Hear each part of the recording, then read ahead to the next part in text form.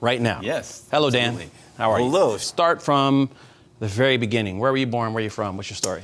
Well, I was born in Ashland, Ohio. That's a real place, right? You're not making that up? That's a real place, yes. Growing up, I lived in 5 states until I was 18 years old, mostly in Ohio, Indiana, Oklahoma, and Kentucky, but I don't really remember Kentucky because I was a baby then. And so I was always the new kid in town, and people let you know that too. And I lived mostly in small towns and rural areas. So it's a different kind of life when you are always, or it seems like you're always the new kid in town. You don't really have mentors, at least older adult mentors, and you just have to kind of figure certain things out for yourself. So there's always advantages and disadvantages. That's how I grew up. I've been a musician since I was 5 years old. I remember standing on a milk crate at the church pulpit next to my father, who was a reverend and church pastor, and my mother was at the piano. We were a trio, and I sang the soprano part. My name is Dan Niswander. As a musician, I call myself Niswander, and I've been a musician my entire life. Started when I was 5 years old, singing in church, and the Blackwood Brothers came to our church, which was a very famous gospel group and Elvis Presley's favorite group. Oh, awesome. So that was the first thing I experienced at 5 years old. Now, is that the group with the guy with the super deep voice? Yes, he was in it remember originally. him talking Yeah. about that, yeah. So it was that was my first exposure to professional music. Cool. That's a good one to have. Yeah, and I found out later that they were Elvis Presley's favorite group. So that's how and of course my parents were classically trained, so I got that exposure. And singing first at 5, playing piano at 10. I started taking piano lessons when I was 10 years old. My mother was my teacher. I mean, she was classically trained. I mean, I actually saw her play Rachmaninoff once at the beginning of a church service. It was pretty remarkable. And I started with like a John Thompson kind of book with simple songs in it, and also had a book to use scales, and then there were some finger exercise, a good basic training. Some of my first experiences were actually with music, and I was taught how to sing before I was 5 years old, because all I can remember is being able to sing when I was 5 years old. And I mean sing on pitch, on key, not off key, right? Not screaming, not a little kid going, ah! I could sing with a soprano voice, a melody.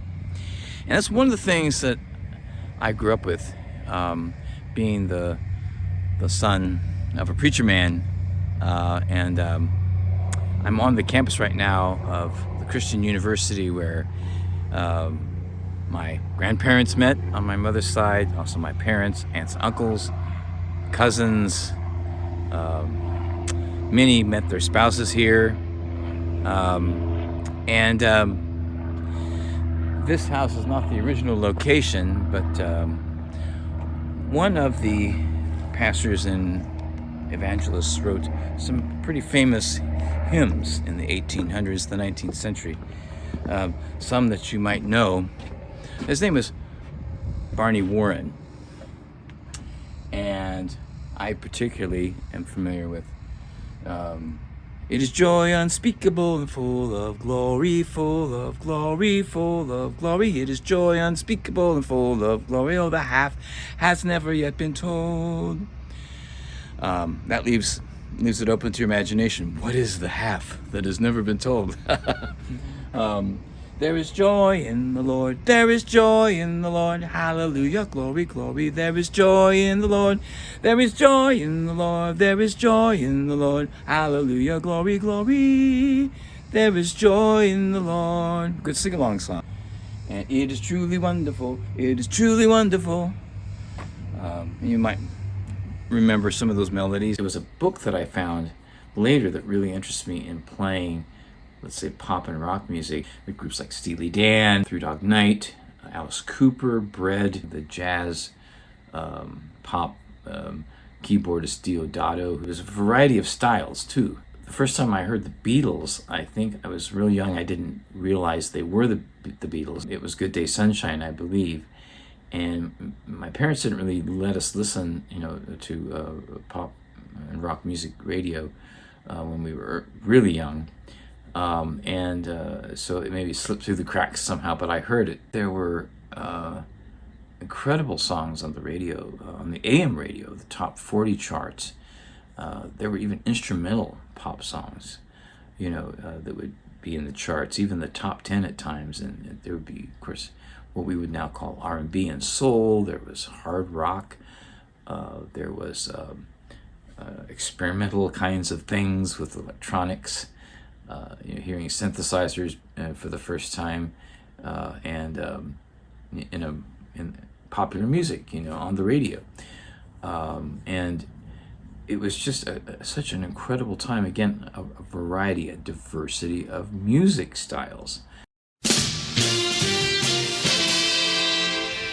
Ladies and gentlemen, the good times are back. CKLW, the Motor City. There was also FM radio that came in the 70s. And even though a lot had changed, it was in its beginning phase, it was really exploring what we would call album-oriented rock.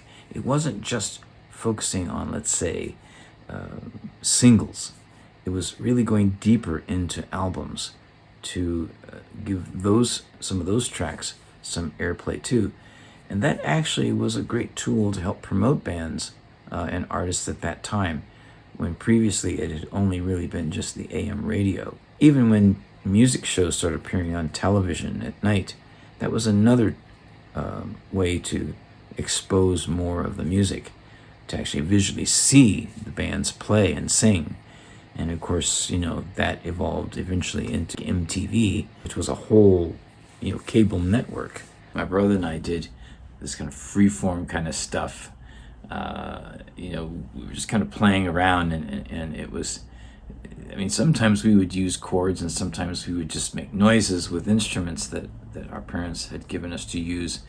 And if they weren't home, we would use the piano, and they gave us like a reel-to-reel tape recorder. Obviously, in the wintertime, they wanted us to stay busy, doing things, and it was great that they saw that we had this creative edge that we wanted to explore, and we certainly did. And we had this kind of fictitious sort of group that we called the Booger Aguas, but I would call it now, looking back on it, freeform music. When I first really started writing what I call serious music, I was definitely a teenager. I like 17, 18, 19 years old, and I wrote a ballad called A Dream, and then a rocker called Out of Order, which I did eventually record for my first album, Revolution of the Heart. And the chord arrangements and the overall arrangement of the song and the lyrics, everything is exactly the same as when I first wrote it. So those were the first two songs that I think I took more seriously. I began playing the piano at age 10 years old and probably performed at least 1,000 times as a soloist, member of various choirs and other ensembles. There were one-man shows, and I played in rock bands. I began writing music professionally at the age of 19. Talking to Dan Nowman Niswander. But it's Niswander. Just think nice and wander. Niswander. My Swiss grandfather. Did I say didn't speak Niswander? English. I think I said Niswander. Something like that. It's very easy to mispronounce. I just said it in the moment. Yeah, absolutely. You were being spontaneous. I went to the University of Oklahoma. That was, as the punk and new wave era was becoming popular, and I worked in a record store on the campus corner there at the University of Oklahoma. We would sometimes get records from one of the big radio stations in Oklahoma City, and they didn't really want most of what would have been called punk and new wave records at the time. I think they liked Gary Newman and maybe a couple of other things. But so we got a plethora of all this great stuff. We got the Sex Pistols, we got the Police, we got Devo, Blondie, Ultravox, Iggy Pop, all kinds of great stuff that some of it actually became obviously very popular, and some of it, did not. But if you were into music or punk and new wave, there was still something, whether it went mainstream or not, there was something really interesting about it, because it was different than the standard rock and pop that had been popular up to that point. I started writing prolifically the early 80s before I moved to California, and I started doing some one-man shows before I moved to California. And then in California, I jammed a lot with various people.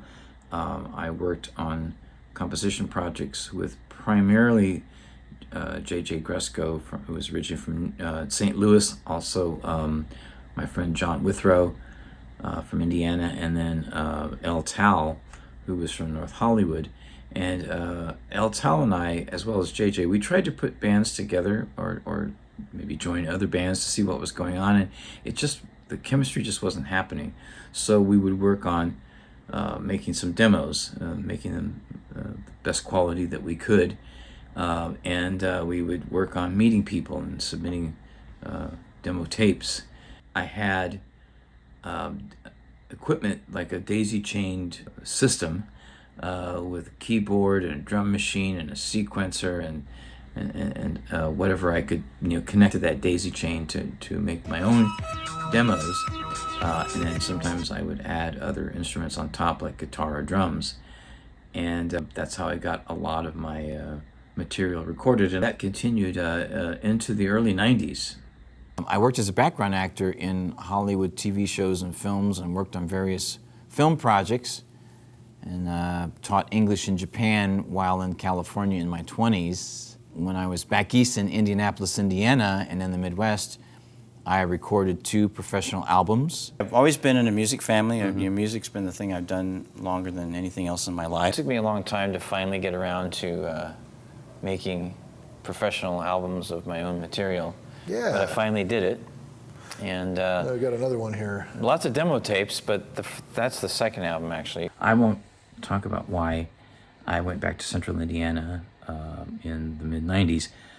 I did, though, meet a producer by the name of David Pretty, and I recorded a 3-song demo in his home studio with some of the best session players in Central Indiana at that time, including Dane Clark, who had just become the new drummer, replacing Kenny Aronoff in the John Mellencamp Band, and also bassist Randy Melson, who had played with Sandy Patty, also was an orchestrator for her, and the jazz guitarist Charlie Smith, who put down some great guitar tracks on those songs. And then Glenn Scott was the engineer, and only one song in those sessions ended up on my first album, Revolution of the Heart. The other 2 just didn't seem to fit the vibe. One of those other 2 songs, though, I think would be a great single for someone to record if anybody's interested.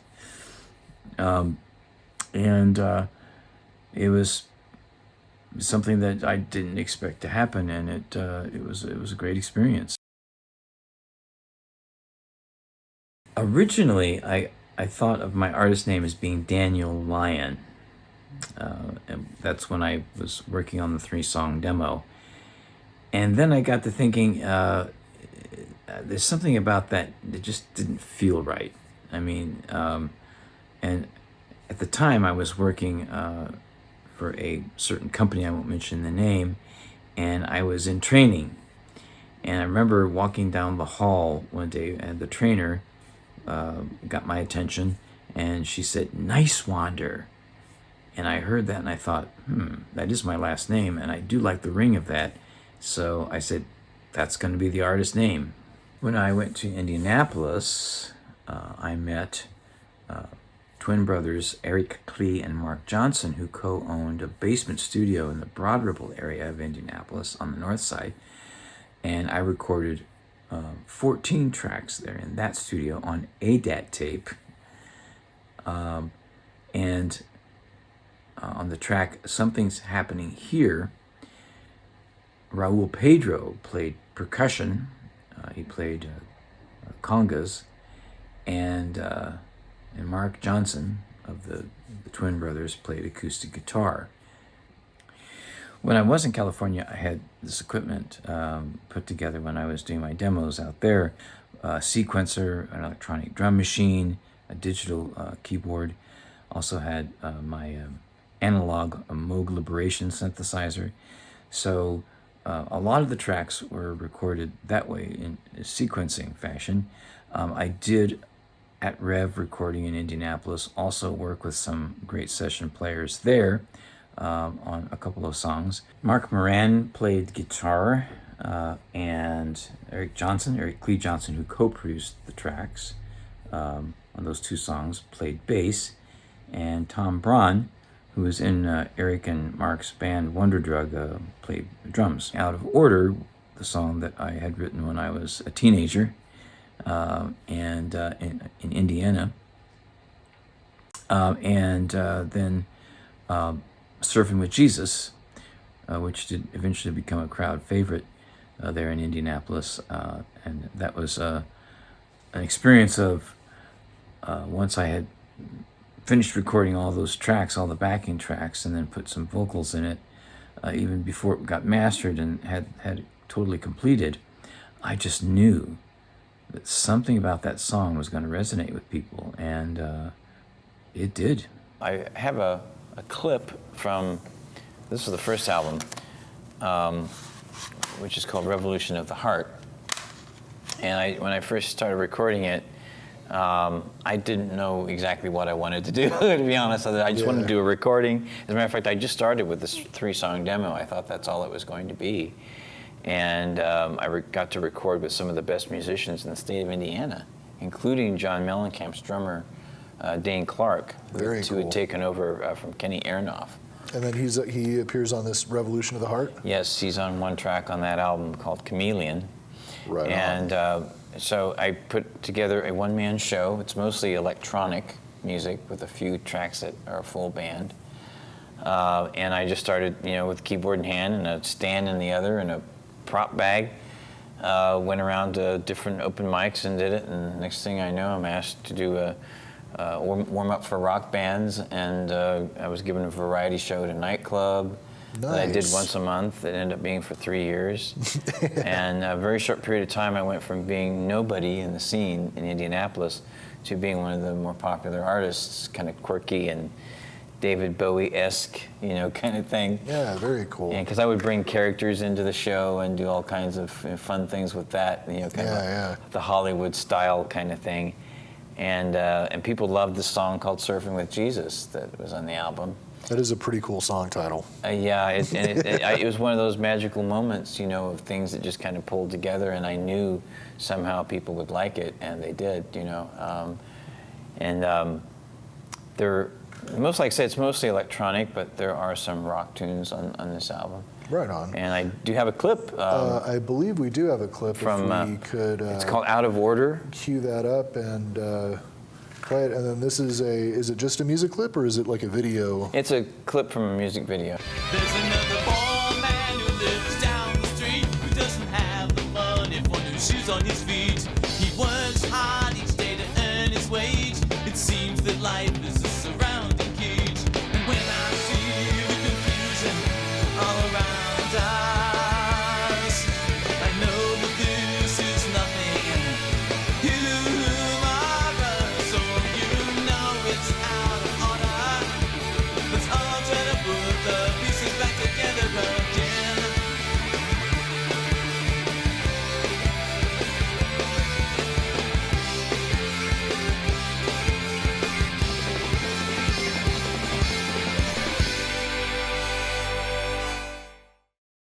Revolution of the Heart was released in 1999.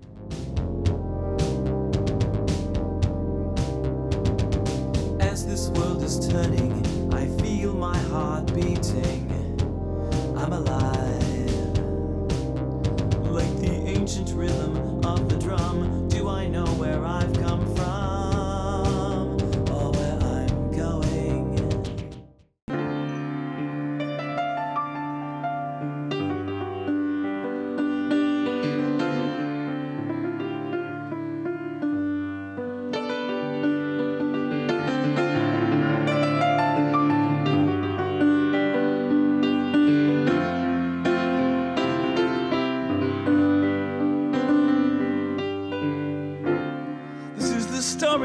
of a woman. This is the story of a man, and the feeling that they share is that they really care about everyone. Whether rich or poor, the heart is an open door for good. They understand compassion. Chameleon, that featured Dane Clark, the drummer from the John Mellencamp Band.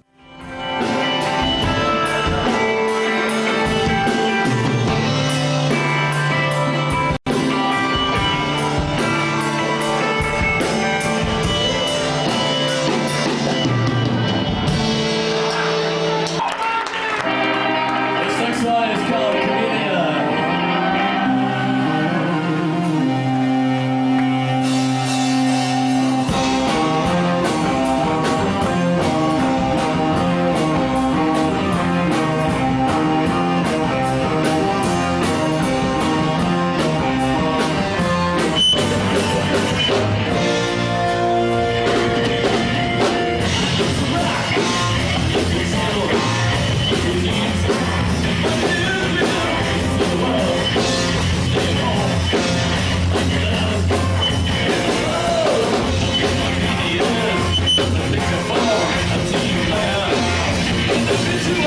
There's just another lonely man out there on the streets with a phony smile for everyone he meets. His life is up and down, but mostly down. He's quite ignored, he's not the talk of the town. He lives on nothing almost every day. He wastes his money when there's bills to pay. Looks around him and then he stares. It seems as though no one really cares. The quirky, funky space.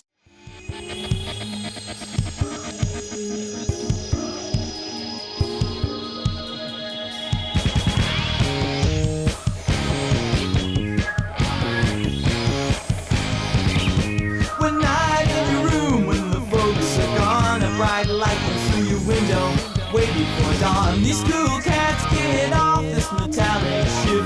They're wearing gray suits and they look real hip.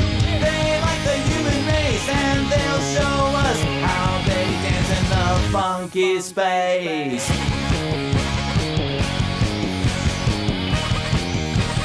Funky outer space.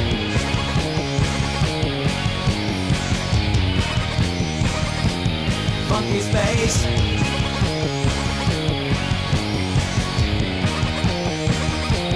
Funky space.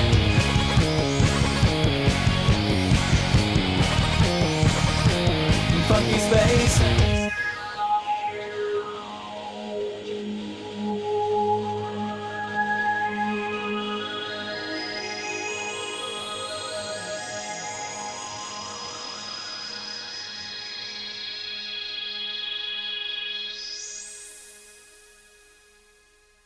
We now return you to your regular scheduled program. And also Surfing with Jesus with co-producers, twin brothers Eric Klee and Mark Johnson. And that was definitely a crowd favorite. When I was living here at this apartment complex, I wrote Surfing with Jesus. If Jesus were here today, would he wanna go surfing? Do you think that he would play beach volleyball? Wear a neat pair of sandals and a cool set of shades. Got it all figured out, 'cause he knows all. Surfing, whoa, surfing with Jesus, surfing, whoa. When I had the album, I had a CD release party. Steve Hammer from Nouveau Newsweekly gave it a great review. And I released Revolution of the Heart before the end of the 20th century. I would do Surfing with Jesus and karaoke and just to try it out in different places. People loved it. I started doing open mics in the Broad Ripple area there in Indianapolis with my keyboard and stand and a prop bag in hand, and I would start out doing 10, 15 minutes, and then I expanded 20 minutes, and then I started doing longer sets opening for rock bands.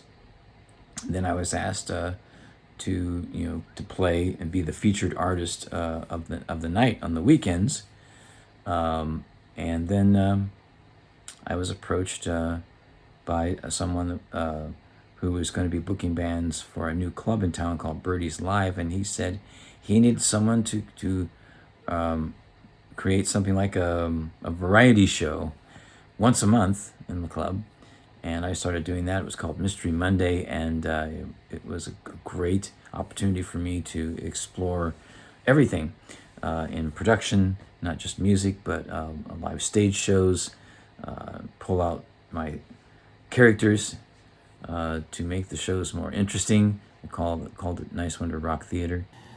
I performed about a dozen characters in my live shows and videos that I called Niswander Rock Theater. The characters included Nowman, the superhero of the present moment, avant-garde artist Chip Jingleheimer, stand-up comedian Buddy Shine, Dan Westwood, who was a British undercover secret agent, Lukewarm, a storyteller, rock and roller Mellow Man, punk rocker Glam Sam, Mojo Workman, Dr. Hans Nutcase, time traveler. I had a lot of fun with it, mixed it up with rock and roll. I was used to producing live shows, and even had a variety show at a nightclub for 4 years. And I could bring in characters, which Nowman was one of my characters technically. And I one night actually I had to stop the show and let Prince and New Power Generation play. So it was pretty cool. I guess that's, if you got to let somebody play. Yeah, right. Might as well be Prince and the New Power Generation. But I was also one of those kinds of people that just like, not just music. People like David Bowie inspired me to do anything I wanted to do, right? I began doing my own original variety show at Birdie's called Mystery Monday. It includes music and comedy, video. I've had a magician, ballet dancer. It's variety. And now it's my privilege to bring back to the stage one of my Mystery Monday favorites right here, Mr. Brian Archer, ladies and gentlemen.